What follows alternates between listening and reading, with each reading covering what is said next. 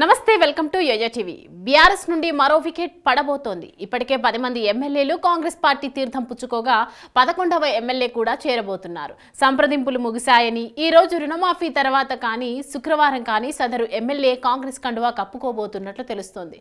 కొన్ని రోజులుగా Congress party social media BRS MLA party మార్పుపై లీకులిస్తోంది. ఎల్ అనే అక్షరంతో పేరున్న ఎమ్మెల్యే రాబోతున్నారని, 11వ వికెట్ అవుట్ ఇలా చెప్పనట్లుగా మైండ్ గేమ్ ఆడుతోంది. అయితే ఆ 11వ ఎమ్మెల్యే ఎవరు అన్న చర్చ ఇటు బీఆర్ఎస్ అటు కాంగ్రెస్ లోనూ జరుగుతోంది. కొన్ని రోజులుగా కరీంనగర్ ఎమ్మెల్యే గంగుల కమలాకర్ తో పాటు పలువురు గ్రేటర్ ఎమ్మెల్యేలు సీఎం రేవంత్ రెడ్డితో టచ్ లో ఉన్నారు.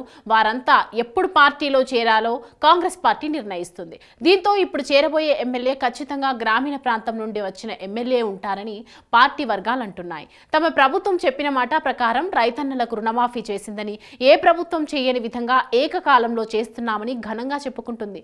గతంలో కేసీఆర్ రుణమాఫీ హామీ ఇచ్చి చేయలేకపోయారని గుర్తు చేస్తూ, రుణమాఫీ వల్లే తాను పార్టీ మారినట్లు ఉండేలా ఎమ్మెల్యే చేరిక ఉంటుందన్న చర్చ సాగుతోంది.